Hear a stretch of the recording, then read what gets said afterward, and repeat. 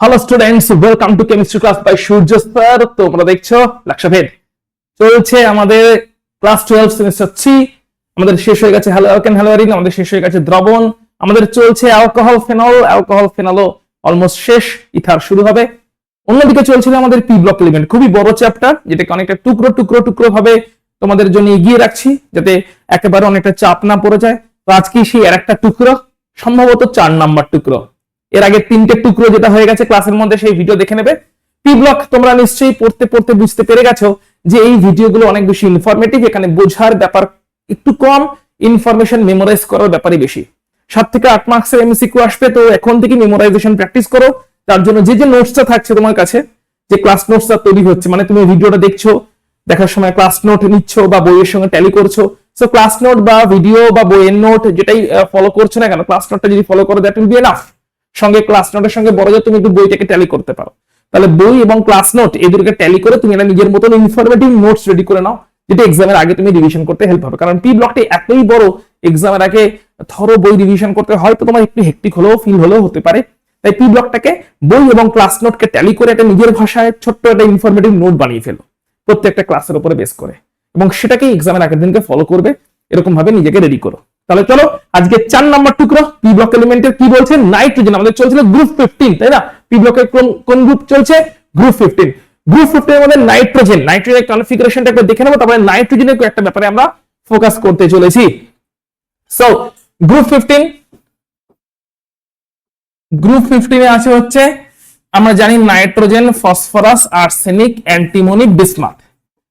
এদের কনফিগারেশন লিখছি 2s2 2p3, 3s2 3p3, 4s2 4p3, 5s2 5p3, 6s2 6p3, right? এর মধ্যে nitrogen second period, phosphorus third period, fourth period, fifth period, six period. এটা হচ্ছে group 15 এ আছে সবাই, তাই তো? গ্রুপ 15 এ আছে, বেশ।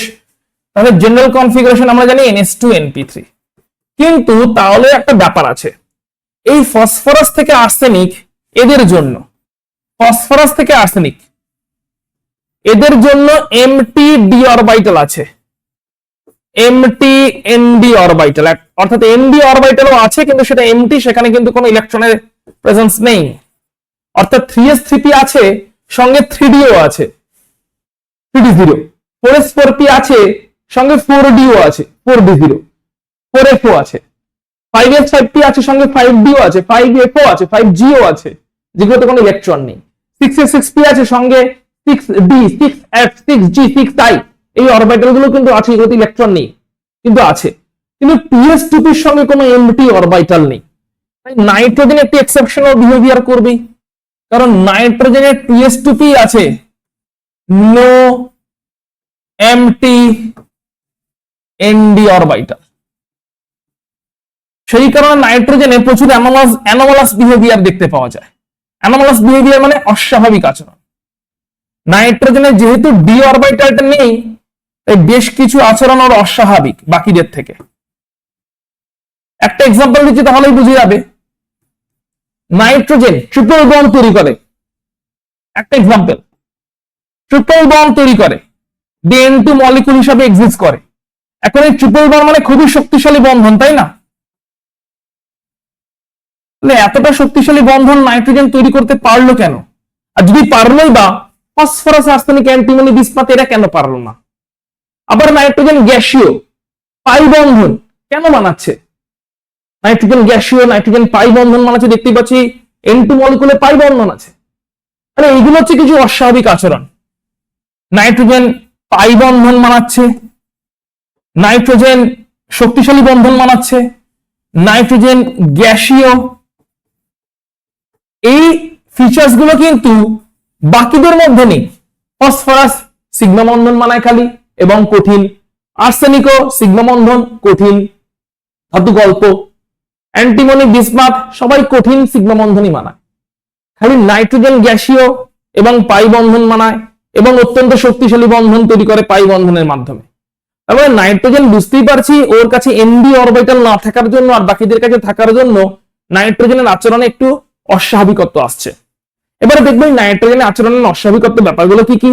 নাইট্রোজেন আকারও খুব ছোট, উপরের দিকে আকার ছোট থাকে, নিচের দিকে আকার বড় হয়ে যায়, তাই না? নাইট্রোজেন গ্যাসের আকারও খুব ছোট। তো এই সমস্ত কারণের জন্য নাইট্রোজেনের মধ্যে বেশ কিছু অস্বাভাবিক আচরণ তৈরি হচ্ছে। তো আমরা এখন দেখে নিচ্ছি তাহলে নাইট্রোজেনের অস্বাভাবিক আচরণের পিছনে কারণগুলো কি কি, দেখে নাও ভালো করে। মেন কারণ কি কি দেখো, খুবই সহজ বোঝার জিনিস। একটা হচ্ছে আকার অত্যন্ত ছোট, যেটা বললাম, উপরের দিকে আকার ছোট, নিচের দিকে আকার বড়। Nitrogen, phosphorus, arsenic, antimony, bismuth, উপরের দিকে আকার ছোট, নিচের দিকে আকার বড়। এটা একটা প্রবলেম, মানে এটা একটা অস্বাভাবিক আচরণ যে আকারটা সব থেকে ছোট। ছোট আকার মানে সেখানে ইলেকট্রনের ঘনত্ব অনেক বেড়ে যাবে। তড়িৎ ঋণাত্মকতা সব থেকে বেশি, ইলেকট্রন নেগেটিভিটি বা তড়িৎ ঋণাত্মকতা উপরের দিকে বেশি থাকে, নিচের দিকে কম থাকে, তাই নাইট্রোজেনের তড়িৎ ঋণাত্মকতা সব থেকে বেশি। আর কি, আয়নাইজেশন এনথালপিও বেশি, আয়নাইজেশন এনথালপি উপরের দিকে বেশি থাকে, নিচের দিকে কম থাকে। তড়িৎ ঋণাত্মকতা, আয়নাইজেশন এনথালপি এগুলোই তো ফান্ডামেন্টাল ক্যারেক্টার, তাই না? Fundamental periodic property. তাহলে এগুলোই অস্বাভাবিক রকম বেশি। অন্যদিকে আকার অস্বাভাবিক রকম ছোট, কোনো এনডি অরবিটাল নেই, কোনো ফাঁকা ডি অরবিটাল নেই, যেটা বারবার বলছি। পাই বন্ধন গঠন করতে পারে, পাই বন্ধন গঠন করার মাধ্যমে এটা গ্যাসীয়, এই যে পাই বন্ধন গঠন করার মাধ্যমে এটা গ্যাসীয় হয়ে যায়, গ্যাসীয় দ্বিপরমাণু কোন রূপে অবস্থান করে। পাই বন্ধন গঠন করতে পারে বলেই তো এন ট্রিপল বন্ড, এন মানে গ্যাসীয় একটা দ্বিপরমাণু কোন, মানে অ্যাটমিসিটি 2, N2 এইভাবে অবস্থান করে। তাহলে অস্বাভাবিক কারণগুলো আমরা দেখলাম, আকার ছোট, তড়িৎ ঋণাত্মকতা বেশি, আয়নন এনথালপি বেশি, ডি অরবিটাল নেই, পাই বন্ধন করতে পারে। এর জন্য এ অত্যন্ত অস্বাভাবিক রকমের আচরণ করে, অ্যানোমালাস প্রপার্টি শো করে। একটা একটা করে দেখে নি। ফসফরাস এবং অ্যান্টিমনি এরা কিন্তু চতুস্তলকীয়। ফসফরাস, আর্সেনিক, অ্যান্টিমনি এরা কিন্তু চতুস্তলকীয়। P4, S4, Sb4 চতুস্তলকীয়, মানে এই যে এইভাবে অবস্থান করছে। টেট্রাহেড্রাল, টেট্রাহেড্রাল বা চতুস্তলকীয়, টেট্রাহেড্রাল বা চতুস্তলকীয় এইভাবে অবস্থান করছে। ফসফরাস অর্থাৎ সবই sigma bond, phosphorus, arsenic, antimony চতুস্তলকীয় ভাবে অবস্থান করছে, সবই সিগমা বন্ডে আছে। কঠিন এরা, নাইট্রোজেন গ্যাসীয় এবং পাই বন্ধন তৈরি করছে, এখানে কিন্তু পাই বন্ধন তৈরি হচ্ছে না। এই যে ডিফারেন্সটা ক্লিয়ার, আশা করি মাথায় ঢুকছে ডিফারেন্স গুলো কেন, কারণ এর কাছে পাই বন্ধন তৈরি হচ্ছে না, ডি অরবিটাল আছে, আর ওখানে পাই বন্ধন তৈরি হচ্ছে নাইট্রোজেনে, ডি অরবিটাল নেই। তার জন্য এদের অবস্থান কিন্তু অন্যরকম, এরা কিন্তু চতুস্তলকীয় টেট্রাহেড্রাল অনুরূপে অবস্থান করছে এবং এরা সাধারণ উষ্ণতায় কঠিন, নাইট্রোজেন সাধারণ উষ্ণতায় গ্যাসীয়।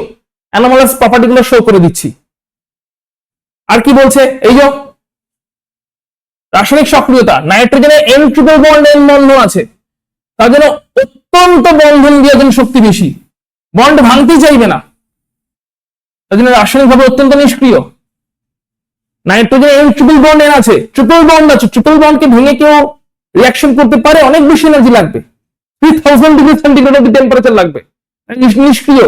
বাতাসে 79% নাইট্রোজেন আছে, তারপরে নাইট্রোজেন নিষ্ক্রিয়, 79% নাইট্রোজেন কোনো রিঅ্যাকশনই করে না।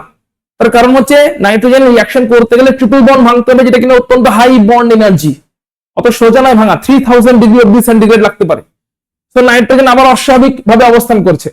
অন্যরা কিন্তু এক বন্ধনে আছে, ফসফরাস দেখতেই পেলাম, সবই sigma bond, single bond sigma bond, তাই এখানে কিন্তু আরামসে বন্ড ব্রেক হয়ে যাবে, নাইট্রোজেন ওটা হচ্ছে না। আর কি বলছে, সর্বাধিক সমযোজ্যতা, ম্যাক্সিমাম কোভ্যালেন্সি,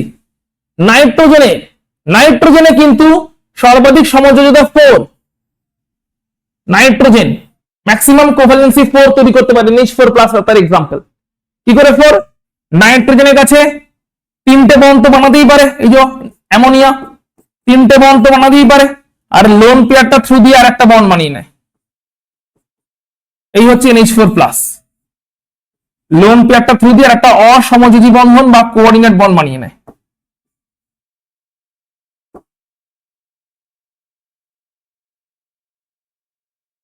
এই হচ্ছে NH4+।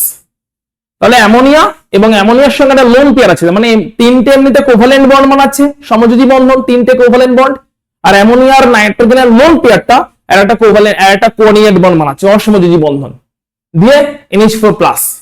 তাহলে এটা কিন্তু ম্যাক্সিমাম 4 কোভ্যালেন্সি শো করতে পারছে। পয়েন্টগুলো বুঝে না। এবার হাইড্রোজেনের জায়গায় অ্যালকিল হতে পারে, চারটেই অ্যালকিল, তাহলে এটা NH4 প্লাস, সেরকম NR4 প্লাস। হাইড্রোজেন না হয় যদি অ্যালকিল হতো তাহলে NR4 প্লাস হয়ে যেত। অস্বাভাবিক আচরণ। আর কি, এরা পাই বন্ধন গঠন করতে পারে। পাই বন্ধন, R3NO পাই বন্ধন তৈরি করতে পেরেছে। সরি, পাই বন্ধন গঠন করতে পারে না, কারণ ডি অরবিটাল নেই। ডি পাই পি পাই বহু বন্ধন গঠন করতে পারে না, ডি অরবিটাল নেই বলে। তাই R3NO, R3NCH2 এগুলো কিন্তু গঠন করতে পারে না। R3NO অর্থাৎ আমরা বলতে পারি ডি অরবিটাল না থাকার জন্য এই যৌগগুলো গঠন করতে পারে না, যেখানে ডি অরবিটালের সঙ্গে পি অরবিটালের একটা পাই বন্ধন তৈরি হওয়ার সম্ভাবনা আছে। অন্যরা কিন্তু করতে পারে, ফসফরাস করতে পারে, ডি পাই পি পাই বন্ধন তৈরি করতে পারে, ফসফরাস করতে পারে, কিন্তু নাইট্রোজেন করতে পারে না। তাহলে নাইট্রোজেনের কাছে ডি অরবিটাল নেই, নাইট্রোজেনের কাছে ডি অরবিটাল না থাকার জন্য ডি অরবিটালকে ইনভলভ করে কোনো পাই বন্ধনও করতে পারে না।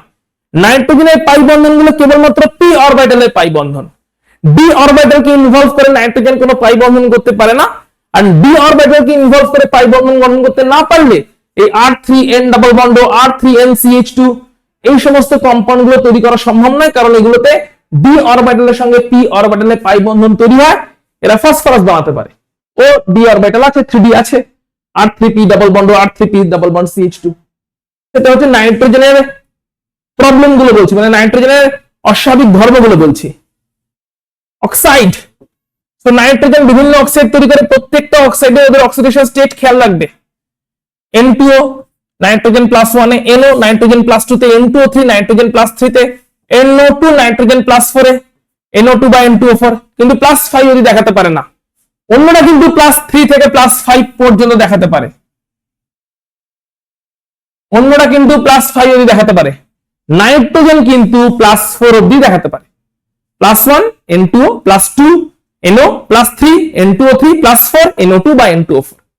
কিন্তু অন্যান্য যৌগগুলো P2O5, ঠিক আছে, P2O5 প্লাস 3 প্লাস 4 প্লাস 5 দেখাতে পারে অন্যান্যরা, মানে নাইট্রোজেনের গ্রুপে আর যারা আছে, ফসফরাস, আর্সেনিক, অ্যান্টিমনি, বিসমাথ, এই যে বিসমাথ Bi2O3, ঠিক আছে, Bi2O3, ঠিক আছে। তো এরা E2O3, E2 মানে ধরো ফসফরাসের দিয়ে যদি ভাবি P2O3, P2O4, P2O5, P2O3 তে ফসফরাস প্লাস 3, P2O4 এ ফসফরাস প্লাস 4, P2O5 এ ফসফরাস প্লাস 5, মানে প্লাস 5 যদি দেখা যেতে পারে, বাকিরা phosphorus, arsenic, antimony, bismuth plus 5 অবধি যেতে পারে।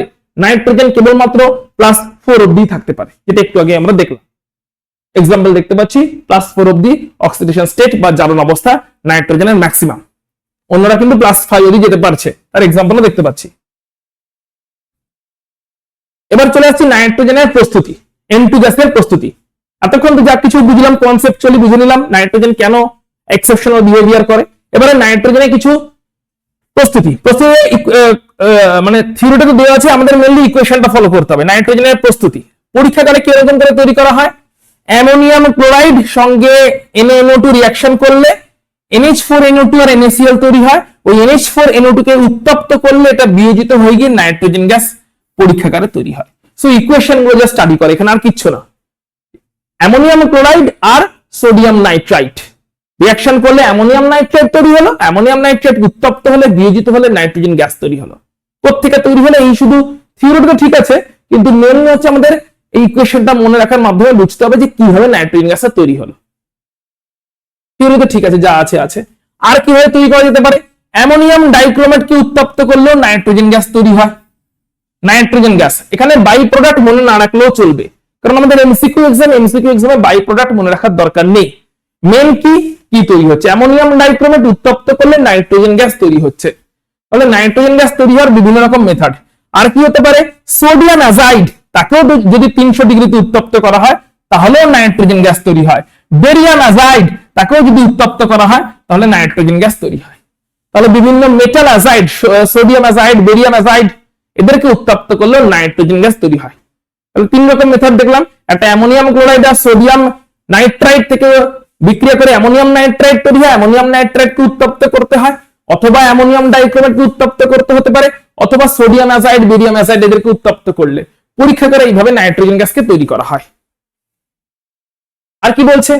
অ্যামোনিয়া যদি জারণ করা হয় কপার অক্সাইড, ব্ল্যাক কালারের কপার অক্সাইড, কালো কপার অক্সাইড, কালো কপার অক্সাইডের সঙ্গে অ্যামোনিয়ার বিক্রিয়াতে অ্যামোনিয়া জারিত হয়ে নাইট্রোজেন গ্যাস তৈরি করে, অ্যামোনিয়ার জারণ হয় এখানে, অক্সিডেশন।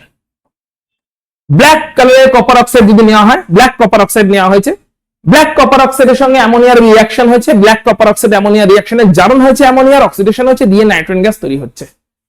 এছাড়া অ্যামোনিয়ার সঙ্গে ব্লিচিং পাউডার, তারও যদি রিঅ্যাকশন হয় তাহলেও নাইট্রোজেন গ্যাস তৈরি হয়, এগুলো সবই জারণ রিঅ্যাকশন। অ্যামোনিয়ার সঙ্গে ব্রোমিন, সেক্ষেত্রেও নাইট্রোজেন গ্যাস তৈরি হয়। তাহলে অ্যামোনিয়া কি কি দ্বারা জারিত হতে পারে? সবকটাই বিক্রিয়া হচ্ছে জারণ বিক্রিয়া, এই সবকটা বিক্রিয়া হচ্ছে জারণ বিক্রিয়া, অ্যামোনিয়ার জারণ।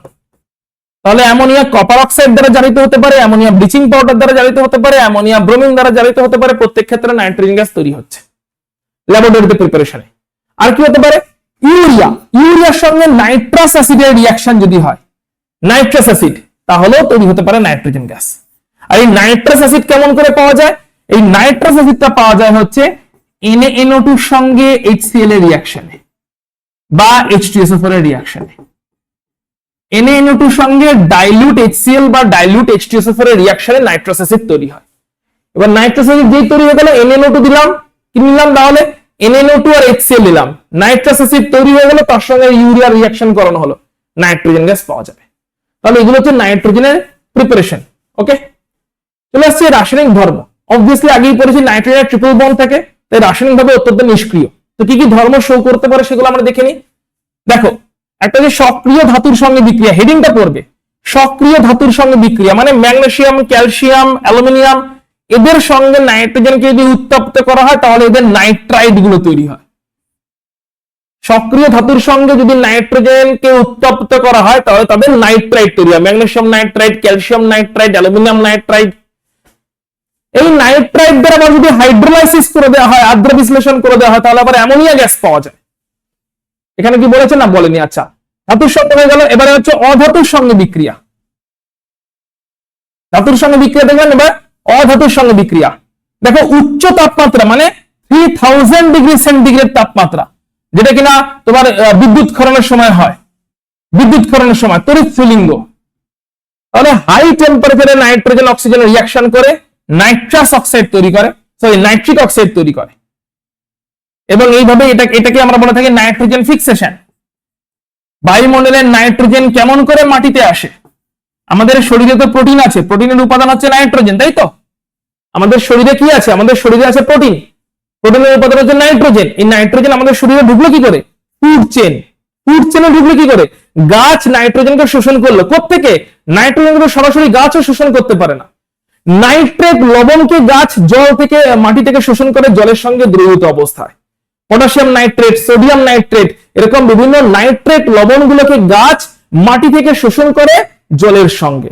তাহলে জলে নাইট্রেট লবণটা এলো থেকে? গাছ যে মাটি থেকে নাইট্রেট লবণটাকে শোষণ করে, জলে নাইট্রেট লবণটা এলো থেকে? জলে নাইট্রেট লবণটা এসছে এই পদ্ধতির মাধ্যমে, এটাকে বলে নাইট্রোজেন ফিক্সেশন। সো বায়ুমণ্ডলীয় নাইট্রোজেন বিদ্যুৎ চমকানোর সময় অক্সিজেনের সঙ্গে রিঅ্যাকশন করে নাইট্রিক অক্সাইড বানায়, নাইট্রিক অক্সাইড সঙ্গে সঙ্গে আবার অক্সিজেনের সঙ্গে বিক্রিয়া করে নাইট্রোজেন ডাই অক্সাইড বানায়। বৃষ্টির জলের সঙ্গে ওই নাইট্রোজেন ডাই অক্সাইড দ্রবীভূত হয়ে নাইট্রিক অ্যাসিড বানায়, ওই নাইট্রিক অ্যাসিড তারপরে নাইট্রেট লবণে পরিণত হয়ে মাটিতে চলে আসে বৃষ্টির সঙ্গে। এইভাবে নাইট্রেট লবণ মাটিতে আসে, গাছ ওই নাইট্রেট লবণকে শোষণ করে জল শোষণ করার সময়। গাছের বডিতে একবার ঢুকে যাওয়া মানে পুরো খাদ্য চেন, যেটাকে বলে ফুড চেন, খাদ্য জালক ফুড চেনে ঢুকে যাওয়া, ফুড চেনের থ্রু দিয়ে সবার বডিতেই ছড়িয়ে পড়ছে এবং প্রোটিন তৈরিতে গুরুত্বপূর্ণ ভূমিকা পালন করছে নাইট্রোজেন। তাহলে বাতাসে অনেক নাইট্রোজেন থাকলেও সেই নাইট্রোজেন কিন্তু সরাসরি আমরা গ্রহণ করি না, না কোনো গাছ, কোনো জীবজন্তু কেউ গ্রহণ করতে পারে না। নাইট্রেট লবণ হয়ে আগে সেটা মাটিতে আসে, মাটিতে আসার প্রক্রিয়াটাকে বলে নাইট্রোজেন ফিক্সেশন। দেখে নিচ্ছি কেমন করে এলো সেটা আমরা, রাইট? হাইড্রোজেনের সঙ্গে বিক্রিয়া, আমরা তো জানি, এটা বলার কিছু নেই, নাইট্রোজেন আর হাইড্রোজেনের বিক্রিয়াতে অ্যামোনিয়া তৈরি হয়। বেশ কিছু কন্ডিশন আছে। কি কি কন্ডিশন? 500 ডিগ্রি সেন্টিগ্রেড তাপমাত্রা, 200 অ্যাটমসফিয়ার প্রেসার, এবং তখন অনুঘটক লাগবে হচ্ছে এই যে আয়রন অক্সাইড অনুঘটক, মলিবডিনাম হচ্ছে তোমার প্রমোটার, এগুলো লাগবে, তাই না? তাহলে nitrogen, hydrogen, 700 kelvin temperature, 200 atmosphere pressure, অনুঘটক এবং তোমার হচ্ছে ক্যাটালিস্ট, এফি অক্সাইড, আয়রন অক্সাইড এবং তার সঙ্গে মলিবডিনাম, এদের সঙ্গে রিঅ্যাকশন করে তৈরি হচ্ছে অ্যামোনিয়া, তৈরি হচ্ছে তোমার হচ্ছে অ্যামোনিয়া, রাইট? বোরন আর সিলিকনের সঙ্গে বিক্রিয়া, নাইট্রোজেন বোরন এবং সিলিকনের সঙ্গে বিক্রিয়া করে, দিয়ে বোরন নাইট্রাইট তৈরি করে, উত্তপ্ত করলে সিলিকনের সঙ্গে বিক্রিয়া করে সিলিকন নাইট্রাইট তৈরি করে। ক্লিয়ার? তাহলে বোরন নাইট্রাইট সিলিকন নাইট্রাইট তৈরি হচ্ছে বিক্রিয়া হলে। আর কি বলছে, বিভিন্ন যৌগের সঙ্গে বিক্রিয়া, অ্যালুমিনিয়ামের সঙ্গে যদি নাইট্রোজেনের রিঅ্যাকশন হয় কোকের উপস্থিতিতে, কোক মানে কয়লা, ঠিক আছে, অ্যালুমিনিয়ামের সঙ্গে অ্যালুমিনিয়াম অক্সাইডের সঙ্গে যদি কোকের উপস্থিতিতে নাইট্রোজেনের বিক্রিয়া হাই টেম্পারেচারে অ্যালুমিনিয়াম নাইট্রাইট তৈরি হবে। তাহলে একটা বিক্রিয়া, এটা হচ্ছে বিভিন্ন যৌগের সঙ্গে বিক্রিয়া। ক্যালসিয়াম কার্বাইডের সঙ্গে নাইট্রোজেনের যদি হাই টেম্পারেচারে রিঅ্যাকশন হয় তাহলে ক্যালসিয়াম সায়ানাইড তৈরি হয়। এই ক্যালসিয়াম সায়ানাইড এবং কার্বন এই মিশ্রণটাকে বলে নাইট্রোলিম।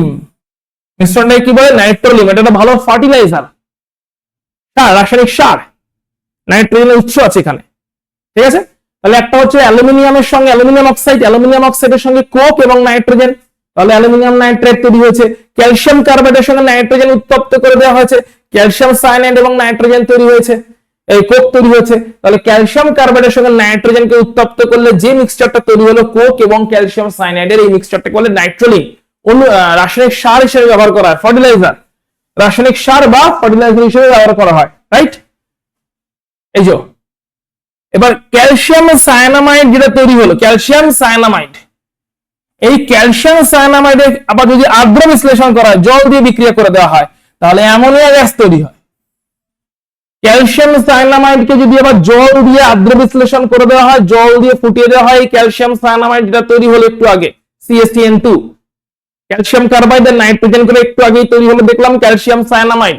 এই যে আগে স্লাইডেই আছে, ক্যালসিয়াম কার্বাইড এবং নাইট্রোজেন ক্যালসিয়াম সায়ানামাইড তৈরি হয়েছে। এই ক্যালসিয়াম সায়ানামাইড জলের সঙ্গে বিক্রিয়া করছে, দিয়ে তৈরি করছে অ্যামোনিয়া গ্যাস। জলের সঙ্গে বিক্রিয়া করে কি তৈরি করছে? অ্যামোনিয়া গ্যাস, মানে আর্দ্র বিশ্লেষণ, জল দিয়ে ফুটিয়ে দেওয়া হচ্ছে। আবার এই ক্যালসিয়াম সায়ানামাইডের সঙ্গে কার্বন ডাই অক্সাইড এবং জলীয় বাষ্পের বিক্রিয়া হলে ইউরিয়া তৈরি হয়। ক্যালসিয়াম সায়ানামাইডের সঙ্গে কিসের বিক্রিয়া হচ্ছে? ক্যালসিয়াম সায়ানামাইডের সঙ্গে কার্বন ডাই অক্সাইড এবং জলীয় বাষ্প। তো ক্যালসিয়াম সায়ানামাইডের সঙ্গে বিক্রিয়া হয়ে গেল কার্বন ডাই অক্সাইড, জলীয় বাষ্প, তাহলে তৈরি হয়ে গেল ইউরিয়া। এগুলো হচ্ছে নাইট্রোজেন। তাহলে বিভিন্ন অ্যাপ্লিকেশনস, ইকুয়েশনস গুলো মনে রাখা এখানে খুব জরুরি। বলছে সক্রিয় নাইট্রোজেন কি জিনিস? বলছে মিথেনের সঙ্গে সক্রিয় নাইট্রোজেনের বিক্রিয়াতে হাইড্রোজেন সায়ানাইড তৈরি হয়ে যায়। অ্যাসিটিলিনের সঙ্গে সক্রিয় নাইট্রোজেনের বিক্রিয়াতে সায়ানোজেন তৈরি হয়ে যায়। নাইট্রিক অক্সাইডের সঙ্গে সক্রিয় নাইট্রোজেনের বিক্রিয়াতে নাইট্রোজেন ডাইঅক্সাইড তৈরি হয়ে যায়। কথা হচ্ছে সক্রিয় নাইট্রোজেনটা কি জিনিস? সক্রিয় নাইট্রোজেন মানে হচ্ছে অ্যাটমিক নাইট্রোজেন, মানে নাইট্রোজেন পরমাণুটা অ্যাটমিক নাইট্রোজেন, ন্যাসেন্ট নাইট্রোজেন বলা যেতে পারে। Nascent nitrogen, atomic nitrogen. Nitrogen কি অ্যাটম ফর্মে থাকে? অবশ্যই থাকে না, N2 মলিকুল ফর্মে থাকে। কিন্তু নাইট্রোজেন যদি কোনো বিক্রিয়ার মাধ্যমে বিয়োজিত হয়ে N2 গুলো থেকে নাইট্রোজেন অ্যাটম তৈরি হয়ে যায়, সেটা কি বলে? সক্রিয় নাইট্রোজেন বা অ্যাক্টিভ নাইট্রোজেন বা ন্যাসেন্ট নাইট্রোজেন। ওটা হচ্ছে নাইট্রোজেনের সক্রিয় পরমাণু, যার সঙ্গে মিথেন, অ্যাসিটিলিন বা নাইট্রিক অক্সাইডের বিক্রিয়া হয় এবং বিভিন্ন যৌগ তৈরি হয়।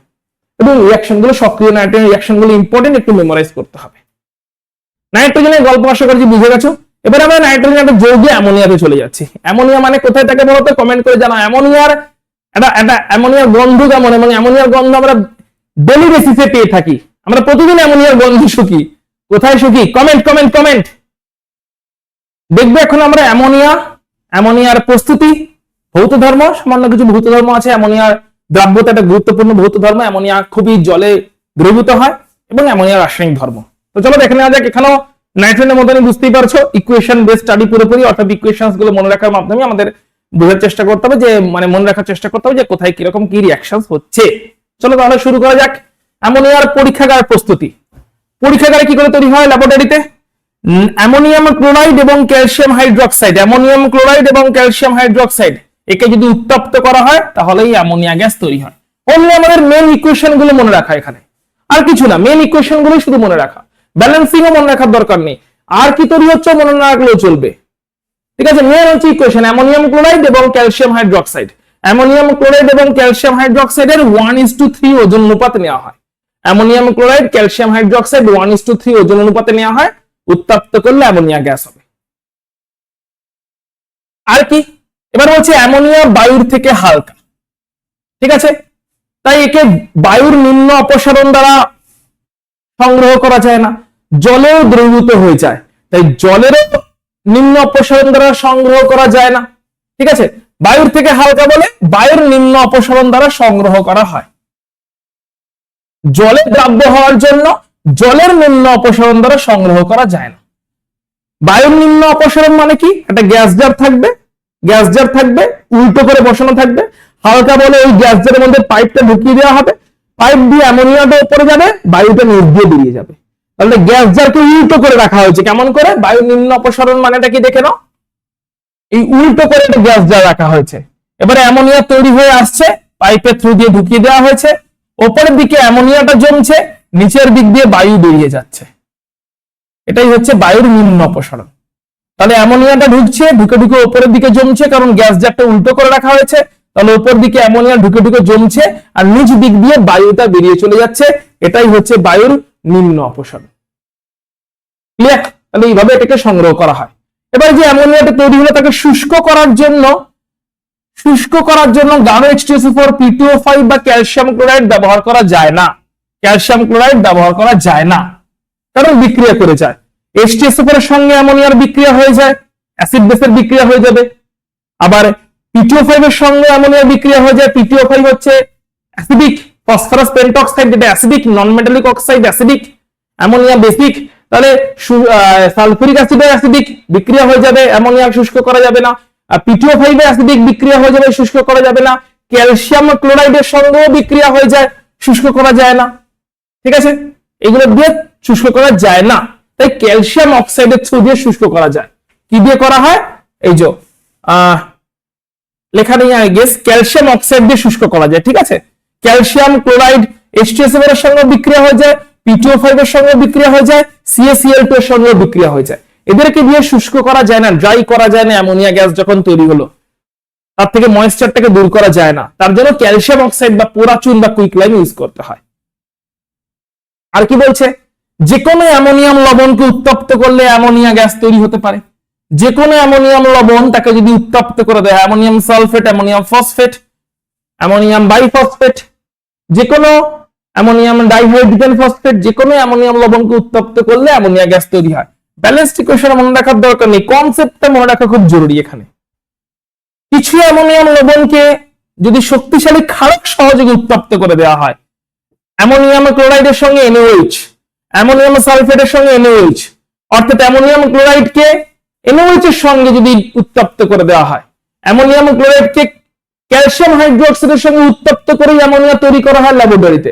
তাহলে অ্যামোনিয়াম ক্লোরাইডের সঙ্গে যদি ক্যালসিয়াম হাইড্রোক্সাইড ছাড়াও সোডিয়াম হাইড্রোক্সাইডের সঙ্গে যদি রিঅ্যাকশন করানো হয়, তাহলে এটা উত্তপ্ত হয়ে যায়, উত্তপ্ত করা হয়, দিয়ে রিঅ্যাকশন করানো হয়, তাহলে অ্যামোনিয়া তৈরি হয়।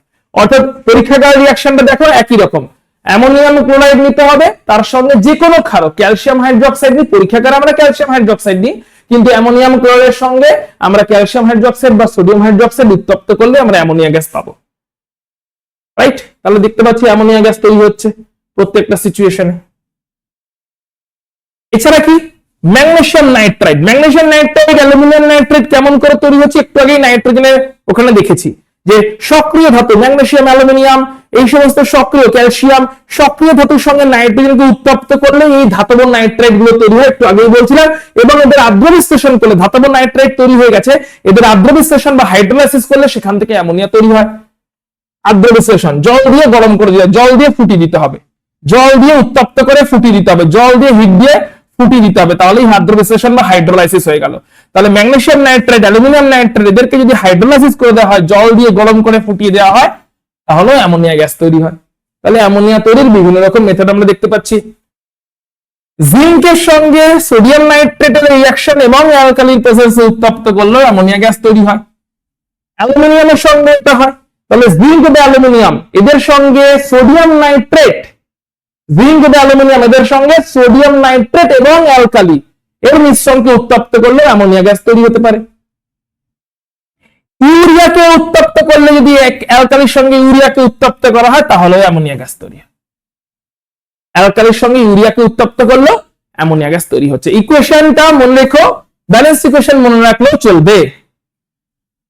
শিল্প প্রস্তুতি, অ্যামোনিয়া শিল্প প্রস্তুতি আমরা সকলে জানি হেবার পদ্ধতি, যেখানে নাইট্রোজেন এবং হাইড্রোজেন গ্যাসের মিক্সচারকে উত্তপ্ত করা হয়, তাপমাত্রা থাকে 700 কেলভিন বা 500 ডিগ্রি সেন্টিগ্রেড, চাপ থাকে 200 অ্যাটমসফিয়ার, আয়রন অক্সাইড থাকে তোমার ক্যাটালিস্ট অনুঘটক, এবং মলিবডিনাম থাকে প্রোমোটার।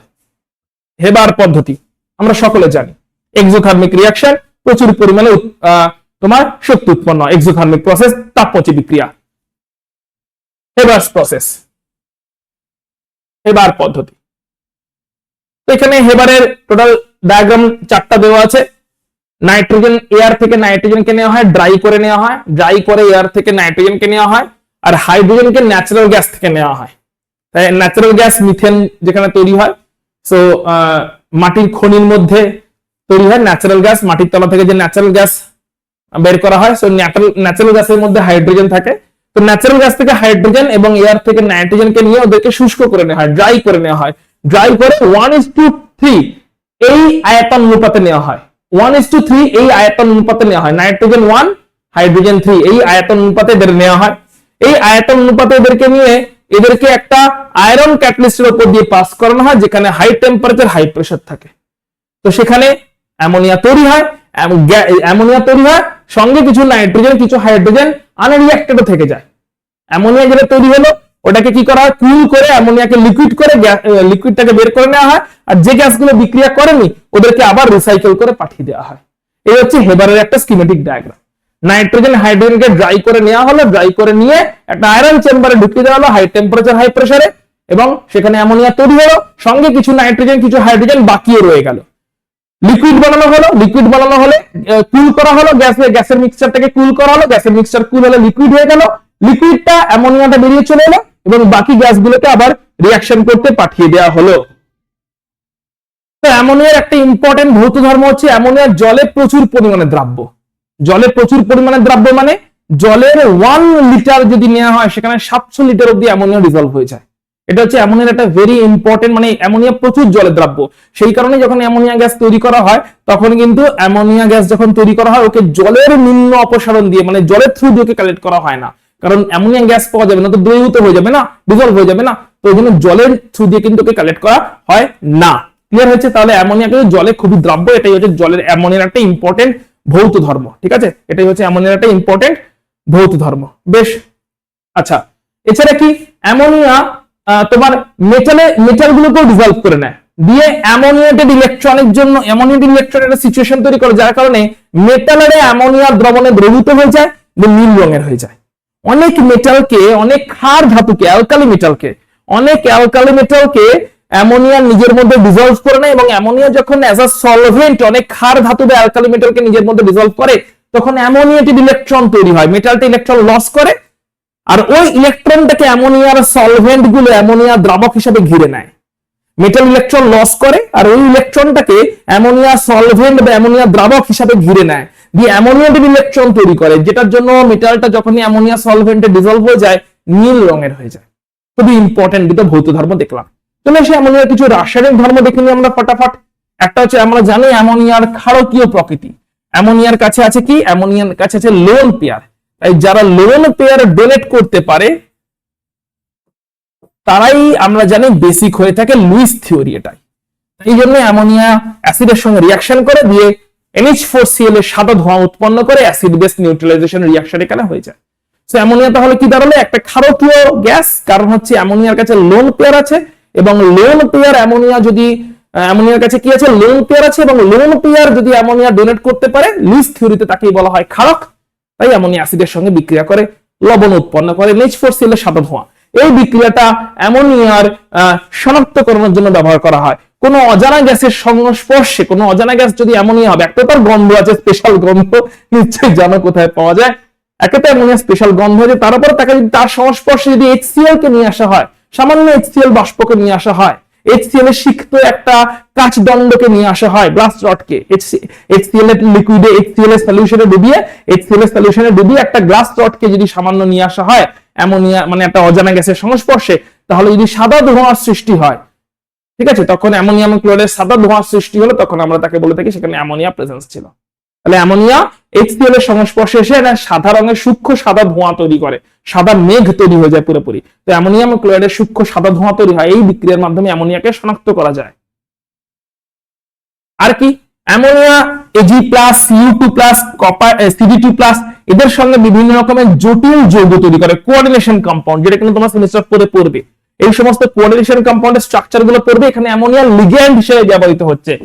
কি হিসেবে ব্যবহৃত হচ্ছে অ্যামোনিয়া? অ্যামোনিয়া কিন্তু এখানে লিগ্যান্ড, ঠিক আছে, লিগ্যান্ড হিসেবে এরা মেটাল আয়নের সঙ্গে বিক্রিয়া করে দিয়ে জটিল যৌগ তৈরি করে। লিগ্যান্ড হিসেবে এরা মেটাল আয়নের সঙ্গে বিক্রিয়া করে, লিগ্যান্ড হিসেবে মেটাল আয়নের সঙ্গে বিক্রিয়া করে জটিল যৌগ তৈরি করে। বিভিন্ন রকমের রঙের বিভিন্ন বর্ণের জটিল যৌগ তৈরি হয়। আর কি বলছে? এই যে এজিসিএল এর সঙ্গে অ্যামোনিয়াম হাইড্রোক্সাইডের বিক্রিয়া হলে বিভিন্ন রকম জটিল যৌগ তৈরি হচ্ছে, ঠিক আছে। তাহলে অ্যামোনিয়া বিভিন্ন জটিল যৌগ তৈরি করে। এজিসিএল এর সঙ্গে যদি অ্যামোনিয়াম হাইড্রোক্সাইড মানে অ্যামোনিয়ার জলীয় দ্রবণে বিক্রিয়া হয় তাহলে জটিল যৌগ তৈরি হয়। ওকে, আচ্ছা, কপার সালফেটের সঙ্গে যদি অ্যামোনিয়ার জলীয় দ্রবণের বিক্রিয়া হয় তাহলেও বিভিন্ন জটিল যৌগ তৈরি হয়, তাহলেও কিন্তু বিভিন্ন জটিল যৌগ তৈরি হয়। তো অ্যামোনিয়া তাহলে দেখতে পাচ্ছি অ্যামোনিয়ার জলীয় দ্রবণে AgCl CuSO4 এদের সঙ্গে রিঅ্যাকশন করে বিভিন্ন রকমের জটিল যৌগ তৈরি করছে। এখানে তৈরি করছে diammine silver chloride, tetrammine copper sulphate, কোনটার কালার বর্ণহীন, কোনটার কালার নীল রঙের, সব জটিল যৌগ, কোঅর্ডিনেশন কম্পাউন্ড বা জটিল যৌগ তৈরি করছে। অ্যামোনিয়া ক্লোরিনের সঙ্গে দুই রকম ভাবে বিক্রিয়া করে। যদি ক্লোরিনের পরিমাণ অল্প হয় তাহলে অ্যামোনিয়া প্রথমে ক্লোরিনের সঙ্গে বিক্রিয়া করে দিয়ে HCl গ্যাস তৈরি করে, সঙ্গে নাইট্রোজেন গ্যাস তৈরি করে। এবার ওই HCl যেটা তৈরি হলো তার সঙ্গে আবার অ্যামোনিয়া রিঅ্যাকশন করে গিয়ে NH4Cl তৈরি করে। যদি এটা অর্থাৎ ক্লোরিনের পরিমাণ যদি বেশি হয়, অ্যামোনিয়ার পরিমাণ যদি বেশি হয়, তাহলে অ্যামোনিয়ার পরিমাণ যদি বেশি হয় তাহলে অ্যামোনিয়া প্রথমে ক্লোরিনের পরিমাণ যদি অল্প হয় তাহলে ক্লোরিনের পরিমাণ অল্প এবং অ্যামোনিয়ার পরিমাণ বেশি। এই অবস্থায় কি হয়? অ্যামোনিয়ার সঙ্গে ক্লোরিনের বিক্রিয়া প্রথমে নাইট্রোজেন গ্যাস এবং HCl তৈরি হয়। ওই HCl এর সঙ্গে অতিরিক্ত অ্যামোনিয়া আবার বিক্রিয়া করে দিয়ে NH4Cl তৈরি করে। দুটো বিক্রিয়াকে যোগ করলে টোটাল বিক্রিয়াটা পাওয়া যায়। কিন্তু যদি ক্লোরিনের পরিমাণ বেশি হয়, তখন একটা NCl3 বলে একটা হলুদ বর্ণের বিষাক্ত তৈলাক্ত তরল উৎপন্ন হয়, NCl3 নাইট্রোজেন ট্রাইক্লোরাইড। ক্লোরিন অতিরিক্ত হলে হলুদ বর্ণের বিষাক্ত তৈলাক্ত বিস্ফোরক তৈরি হচ্ছে NCl3। হলুদ বর্ণের তৈলাক্ত বিষাক্ত NCl3 বিস্ফোরক তৈরি হচ্ছে যখন তোমার ক্লোরিনটা অতিরিক্ত। আর তোমার যদি অ্যামোনিয়াটা অতিরিক্ত হয় তখন অ্যামোনিয়াম ক্লোরাইড ফাইনালি তৈরি হচ্ছে। ক্লোরিনের সঙ্গে দুই রকম ভাবে বিক্রিয়া হচ্ছে। একই রকম ভাবে ব্রোমিনের সঙ্গে যদি বিক্রিয়া হয়, ব্রোমিনের সঙ্গে ঠিক ক্লোরিনের মতন করে বিক্রিয়া হয়, ওখানে NCl3 তৈরি হচ্ছে, এখানে NBr3 তৈরি হয়। কখন? যখন ব্রোমিন অতিরিক্ত আছে, আর যদি অ্যামোনিয়া অতিরিক্ত থাকে তখন একই রকম ভাবে আগেরটাতে NH4Cl তৈরি হয়েছিল, এখানে NH4Br তৈরি হবে। আগেরটাতে NH4Cl তৈরি হয়েছিল, এখন NH4Br তৈরি হচ্ছে। বেশ, আয়রনের সঙ্গে বিক্রিয়া তো NH3.ni3 একটা জটিল যৌগ তৈরি করে, বাদামি বর্ণের, গাঢ় বাদামি বর্ণের জটিল যৌগ তৈরি হয়। অ্যামোনিয়ার সঙ্গে আয়োডিনের বিক্রিয়াতে NH3.ni3 একটা বাদামি বর্ণের জটিল যৌগ তৈরি হয়। এই জটিল যৌগটাকে যদি আবার উত্তপ্ত করা হয় তাহলে এটা অক্ষতিকর বিস্ফোরক, মৃদু এবং অক্ষতিকর বিস্ফোরক। উত্তপ্ত করলে আবার বিস্ফোরণ হয়ে যায়, মৃদু বিস্ফোরক, অক্ষতিকর বিস্ফোরক। কিন্তু NH4.ni3 এটাও একটা বিস্ফোরক। অ্যামোনিয়ার সঙ্গে আয়োডিনের বিক্রিয়ায় এই বিস্ফোরকটা তৈরি হয় এবং তারপরে কি হয়, ওটা অক্ষতিকর এবং মৃদু বিস্ফোরক, তাই সেই কারণে ওটা আবার বিয়োজিত হয়ে গিয়ে নাইট্রোজেন গ্যাস তৈরি করে। অ্যামোনিয়ার বিক্রিয়াগুলো আমরা ফটাফট দেখে নিচ্ছি। অ্যামোনিয়ার সঙ্গে কার্বন ডাই অক্সাইডের উচ্চ চাপ এবং উচ্চ তাপমাত্রায় যদি বিক্রিয়া করা হয় তাহলে ইউরিয়া তৈরি হয়। অ্যামোনিয়ার সঙ্গে কার্বন ডাই অক্সাইডের বিক্রিয়া যদি করা হয় উচ্চ চাপ এবং উচ্চ তাপমাত্রায় উত্তপ্ত করে দেওয়া হয় তাহলে ইউরিয়া তৈরি হচ্ছে। অ্যামোনিয়ার সঙ্গে অ্যামোনিয়ার জলীয় দ্রবণে যদি কার্বন ডাই অক্সাইড গ্যাস চালনা করা হয় তাহলে তখন অ্যামোনিয়াম কার্বনেট তৈরি হয়। তাহলে অ্যামোনিয়া গ্যাসের সঙ্গে কার্বন ডাই অক্সাইড গ্যাসের তরল অ্যামোনিয়ার সঙ্গে, এখানে অ্যামোনিয়াটা কিন্তু তরল লিকুইড, আর এখানে অ্যামোনিয়াটা হচ্ছে জলীয় দ্রবণে আছে অ্যাকুয়াস। দুটো অ্যামোনিয়ার নেচার আলাদা। তরল অ্যামোনিয়া বা লিকুইড অ্যামোনিয়ার সঙ্গে কার্বন ডাই অক্সাইড গ্যাসের বিক্রিয়া যদি হয়, লিকুইড অ্যামোনিয়ার সঙ্গে কার্বন ডাই অক্সাইড গ্যাসের যদি বিক্রিয়া হয় তখন উচ্চ চাপ উচ্চ তাপমাত্রায় তখন ইউরিয়া হবে। আর অ্যামোনিয়ার অ্যাকুয়াস সলিউশনের সঙ্গে যদি কার্বন ডাই অক্সাইডের বিক্রিয়া হয় তখন কিন্তু অ্যামোনিয়াম কার্বনেট হচ্ছে। অ্যাকুয়াস সলিউশন আছে বলে ওয়াটারের প্রেজেন্সটা আমরা লিখেছি। ধাতুর সঙ্গে বিক্রিয়া, অ্যামোনিয়ার সঙ্গে সোডিয়াম পটাশিয়াম বিভিন্ন ধাতুর উচ্চ তাপমাত্রায় বিক্রিয়া হলে সোডামাইড, পটাশিয়াম অ্যামাইড এবং হাইড্রোজেন গ্যাস উৎপন্ন হয়। এই সোডামাইড যেটা ভালো ক্ষারক, দারুণ ক্ষারক, এটা শক্তিশালী ক্ষারক সোডামাইড। অর্গানিক কেমিস্ট্রিতে অনেক রিঅ্যাকশনে পড়বে বা পড়েছে হয়তো সোডামাইড NaNH2। তোমরা অ্যালকাইনের সঙ্গে বিক্রিয়াতে পড়েছো, মনে করে দেখবে অ্যালকাইনের সঙ্গে সোডামাইড ক্ষারকের বিক্রিয়া পড়েছো ক্লাস 11-এ। এই সোডামাইডটা তৈরি কেমন করা হয়? তরল অ্যামোনিয়ার সঙ্গে সোডিয়ামের বিক্রিয়াকরণ হয় উচ্চ তাপমাত্রায়। একই রকম ভাবে তরল অ্যামোনিয়ার সঙ্গে পটাশিয়ামের উচ্চ তাপমাত্রায় বিক্রিয়া করলে পটাশিয়াম অ্যামাইড তৈরি হবে। এরা হচ্ছে শক্তিশালী ক্ষারক, সঙ্গে হাইড্রোজেন গ্যাসের তৈরি হয়। অ্যামোনিয়া শনাক্তকরণ হিসেবে এই বিক্রিয়াটা করা হয় K2HgI4 যাকে বলে নেসলার বিকারক। K2HgI4 যাকে বলে নেসলার বিকারক। নেসলার বিকারকের সঙ্গে অ্যামোনিয়া, নেসলার বিকারক ক্ষারীয় অবস্থায় আছে, তার সঙ্গে অ্যামোনিয়ার বিক্রিয়াতে একটা বাদামি বর্ণের অধক্ষেপ তৈরি হয়। যদি এটা তৈরি হয় তাহলে বলবো আমরা অজানা গ্যাসটা অ্যামোনিয়া ছিল। অর্থাৎ নেসলার বিকারক তার সঙ্গে যদি কোন একটা অজানা গ্যাসের বিক্রিয়া হলে বাদামি বর্ণের অধক্ষেপ তৈরি হয়, তখন বলবো ওই অজানা গ্যাসটা অ্যামোনিয়া ছিল।